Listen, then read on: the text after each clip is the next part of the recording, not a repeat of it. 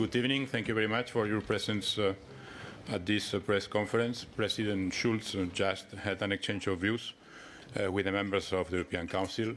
He will address you, and then, of course, he will take several questions. President. Vielen Dank. Zu Beginn des Europäischen Rates. At the outset of the European Council,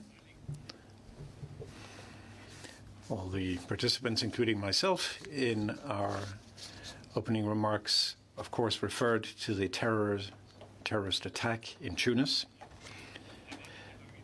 and indeed to the very dramatic situation in Libya,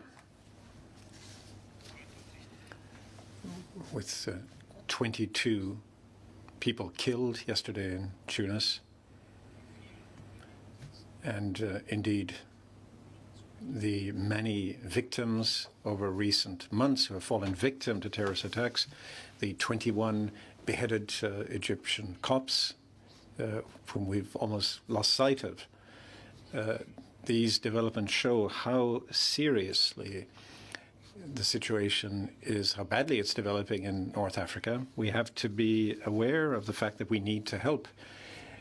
In the case of Libya, the European Parliament, and that is something which I said clearly to the heads of state and government just now, the European Parliament wants to stress the need to do everything in our power, including financially, to help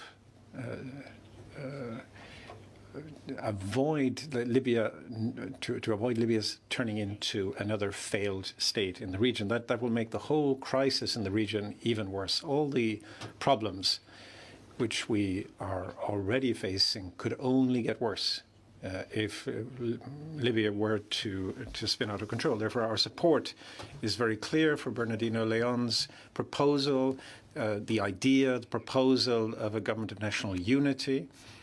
And that is something we want to support in Libya. We want to support it too in Tunisia. The need to build, to create rule of law and to isolate terrorist and violent groups. That has to be one of the key issues facing the European Union, and it certainly is. We also referred to the energy union. The European Parliament has clear views on the energy union. This is something which I stressed, the energy dependency of a number of EU member states.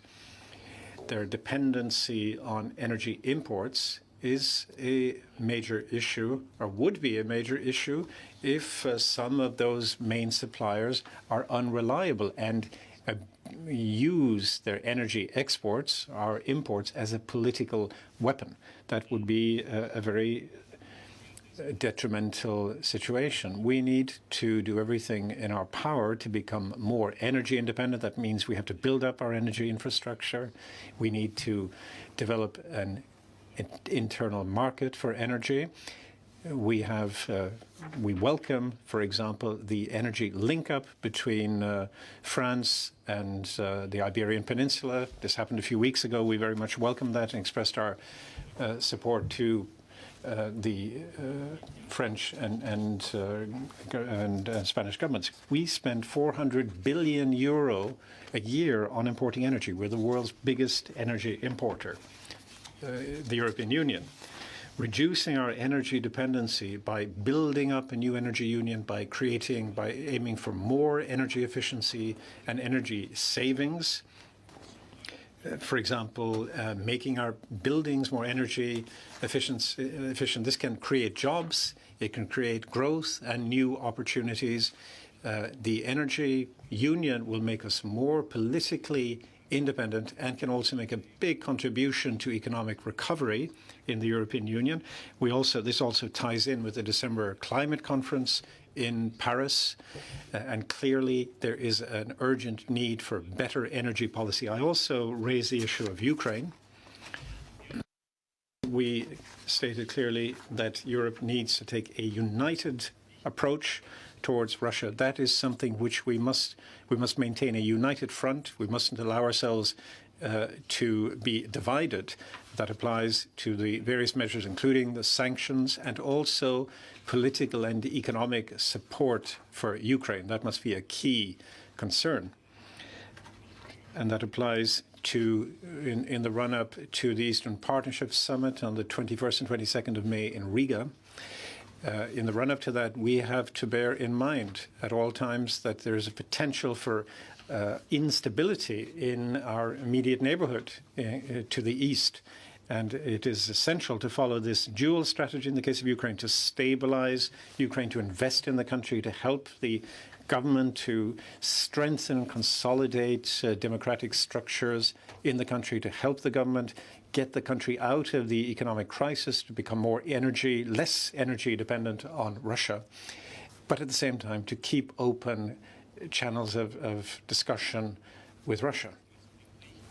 I also raised the situation in Greece. Clearly,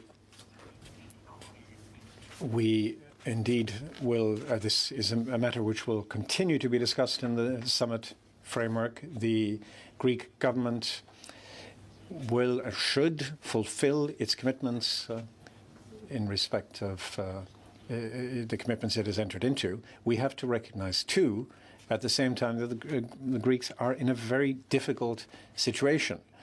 The social realities in the country are very difficult and very serious. The government and the parliament, if they are trying to find housing for penniless pensioners, I can't see what's wrong with that, or I can't see what's wrong with school meals, for example. And we know that for many school children in Greece, many come from families who can't afford to feed their children properly. The school meals are the only proper meal that they get every day. And I can't see why that should not be implemented. A decision was adopted to this effect in the Greek parliament yesterday. But at the same time, we have to remind the government that the government has to be prepared to cooperate. It has to put forward concrete proposals to ensure that the country can achieve sustainable economic growth. The government must ensure that the commitments, the agreements that were entered into by the previous government, however difficult it may be, they must recognize that these are binding. If we have a state of affairs where each new government rejects out of hand what the previous government agreed to and doesn't feel bound by that, that would lead to disaster. So in the Eurogroup, I think we have to look for ways forward. Greece has to make proposals as agreed in the Eurogroup meeting, and I hope that in the coming days, preferably today or in the the next few days, that it will be possible to achieve clarity about the interpretation of these decisions. They're interpreted differently from the Greek government as compared to the other 18 Eurogroup members, so that hopefully we will be able to achieve a positive outcome in these discussions. These are the main points which I put to the summit. Thank you, President. We'll have the questions now. Y a-t-il un micro? Thank you, Jerome.